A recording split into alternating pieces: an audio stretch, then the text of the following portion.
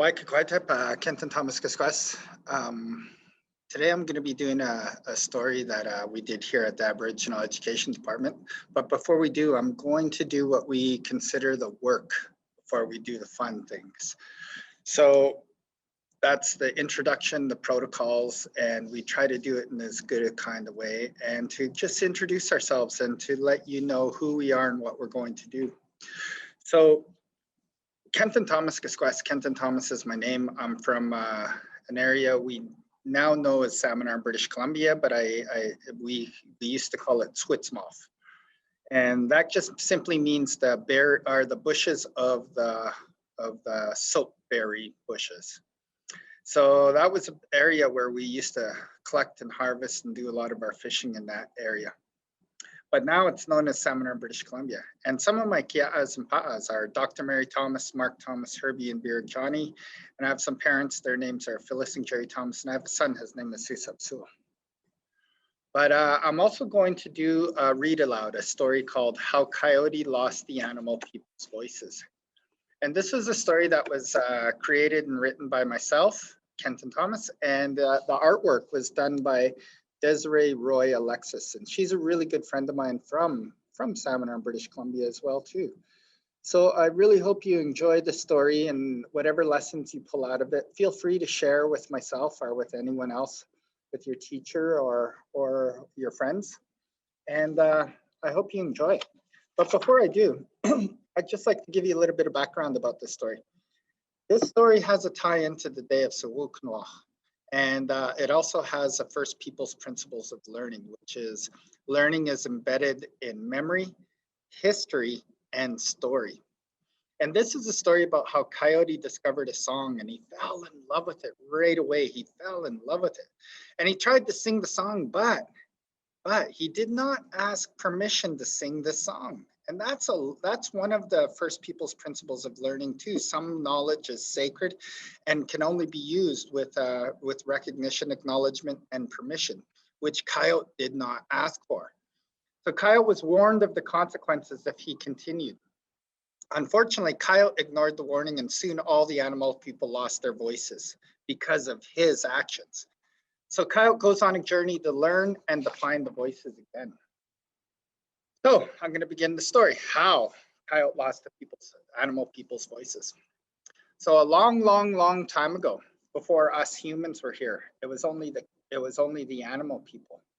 We're the Kalmuch, and back then we were the Kalmuch, which means the people that are yet to come. And we had not yet arrived here on Mother Earth. There were just the animal people. The animal people were half human and half animal. The human side of them gave them the ability to look into their future and to consider what might be and to plan. They also had the ability to look into their past and to consider their perceived mistakes, failures, or successes. The animal side of them gave them the strength and speed of the animals. They were also given the gifts to fly and to swim like the winged ones and those that stayed in the water. These gifts were bestowed upon them to help them to do one job. That job was to help prepare the world for us humans, excuse me, the Kalmuch. They had many preparations which led to some fantastic adventures. This is a story that comes from one such adventure.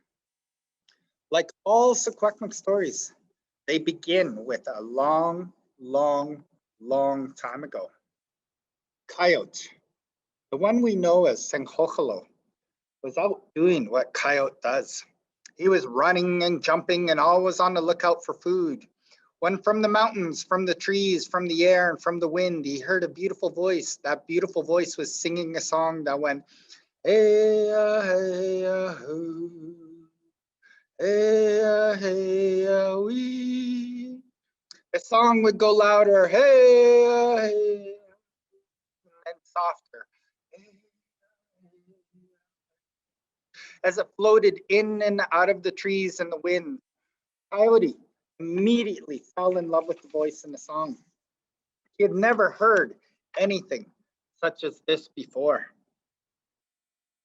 because no one had ever sung a song before, not even the songbirds. Coyote began to sing along with the voice when suddenly it stopped. Coyote looked around, but he just heard silence. So he began to sing again. Hey-ya-woo! The voice then said, still, stop. Coyote looked around and asked, who said that? The voice came from the air and the wind whispered right into Coyote's ears. I am the place from where all songs, voices, and breath come from. And I ask you not to sing my song. I ask you to stop or there will be consequences. Coyote laughed and he shook his head to get the voice out of his ear. What do you mean there'll be consequences? I have no fear of consequences. Coyote then began to sing as loud as he could. Hey, hey, woo! He sang loud and proud. A chipmunk ran by as loud as he could. An eagle flew high up in the sky, whistling. Coyote continued singing till silence. Suddenly, Coyote could feel himself singing and going through the motions of singing, but there was no sound. He looked at the chipmunk, who was also opening his mouth and looked to be making sounds, but no sound was coming out. Eagle flew high into the air. That movement and his whistling was quiet as well. Coyote could hear the voice sing its song once again. Hey-ya, hey-ya, ooh. Hey-ya, hey-ya, wee. The song went through the air, past the wind, and into Coyote's ears. He said, why can I hear you, but not Chipmunk, Eagle, or myself? The wind then told Coyote, there are 4 elements that make up Mother Earth. There is the wind, the fire, the water, and even Earth itself. Being that the voice is made up of air, it controls both breath and voice of all living things. Thus, the consequences of your foolishness, Coyote, and your inability to stop singing my song, Coyote, when asked, caused you and all the animal people to lose their voice. Coyote looked up into the sky and screamed at the top of his lungs, but still no sound came out. He could hear the wind, the water, and the stream, and the sound of his own footsteps, but no voices from the animals. It wasn't long until all of the animal people gathered and tried to communicate with one another. They tried all sorts of methods to talk, to communicate with one another. They tried stamping their feet. They tried using a form of sign language. The only thing they all understood was who was responsible for this fiasco. With angry eyebrows and scowls on their faces, and one by one, they all looked at Coyote. Coyote decided he was going to make things right for everyone. He stood up in front of everyone to convey how when bad things happen to him, he usually does nothing, and the problem eventually fixes itself. So he went on believing this and living life as normal as he could. However, all of the animal people were not buying it for 1 second. They knew that by doing nothing, the end result is usually you get nothing. One day, the animal people visited Coyote in front of his home, and they stood there quietly. Coyote came out of his home and looked at them, and the anger in their eyes, he could sense they were not happy with them. So he tried to make them happy. He offered gifts, but they would not take them. So he danced for them to make them laugh, but they did not laugh. Coyote began to understand that doing nothing was not going to work, and he needed to try something else. He held his finger up in the air to signify, hold on a second, I have an idea. If doing nothing proved unsuccessful, Coyote decided he would try absolutely everything to get the animal people's voices back. Sometimes doing nothing works. Doing everything works. So he set out to do everything. First, Coyote tried to get all of the animal people to sing together, but it did not work. Next, he tried finding the voice to beg and deal for the voices back, but this also failed. Then Coyote ran from one end of the land and to the other in hopes that he might find his voice in a faraway land, but to no avail. He even listened with his eyes as the animal people tried to find their voices. He hoped he might hear a squeak, squeak, or a tiny croak, But instead he saw and heard nothing at all. Coyote understood that doing everything would not work as well. So Coyote, as Coyote often does, chose the absolute worst idea to try and get the animal people's voices back. He decided to pick a fight with the voice, violence. How though does one pick a fight with air? Coyote decided he would pick a fight by standing outside and kicking and punching into the air. He continued for 4 long days until finally he was too exhausted to continue. Coyote went home feeling defeated and out of ideas. The animal people once again made an attempt to put some sense into Coyote. Up until this point, he had tried doing nothing, which resulted in nothing. Next, he tried doing everything, which also did not work.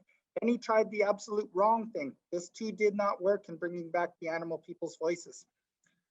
The animal people then encouraged him to do the right thing.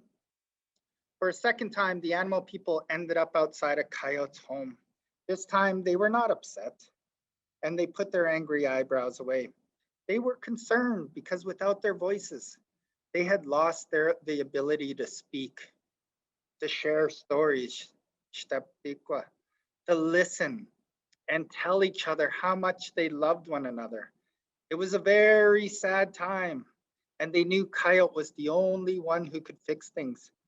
Coyote came out to shoo them away, but just before he could start, he looked into their eyes.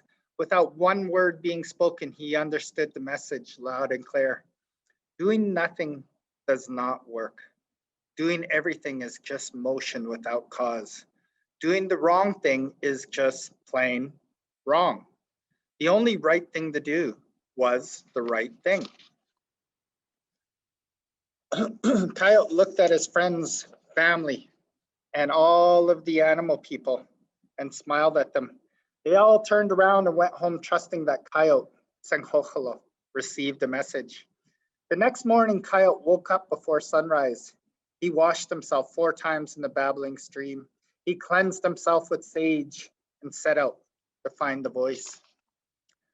Coyote looked up into the air and he could see eagle flying high above him and the other animal people, such as deer, sheep, porcupine, scoopicon, and chipmunk walking alongside of him.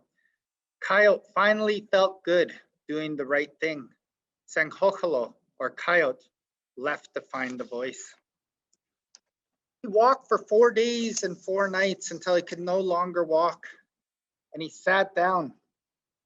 He sat down by a tree to say he was sorry, hoping the voice could hear him as air is everywhere. He began to apologize over and over. I'm sorry. Suddenly, he could faintly hear the singing again. Hey, hey, hoo. This time, he didn't sing along. Instead, he sat quietly until he felt the air go into his ear and he heard it say, "White Coyote." Coyote almost cried because it had been so long since he heard a voice, any voice. He replied softly, "White." Coyote could then hear his own voice again, loud and clear. He apologized for being disrespectful and laughing at the voice. With a single thought, the air then returned the voices to the animal people and eventually the Kalmuch. In the distance, Coyote heard hawk whistling and the mice in the grass laughing and chattering. All was right in the world again, and it was because Coyote chose to do the right thing. Soon after, all of the plants, medicines, and all the living things had their very own song. We share these songs when we collect our harvests and when we give gifts, as they bring the joy into our hearts. Soon after the songs came, we were gifted with the hides of our game and wood from the earth to make our pumin, the drum. We believe that the drum gives us the heartbeat of our nations. If you listen closely, you can still hear the voice singing its very own song that passes through the trees, climbs over the mountains, and into our hearts. And that, my friends, is the end. Thank you for sharing the story of how Coyote lost the animal people's voices. And if you listen to the lessons in there, I hope that you learn some. So please share them with myself, or share them with your teacher, or share them with your friends. What kind of lessons and values did you learn? Cooks Jam and all my relations.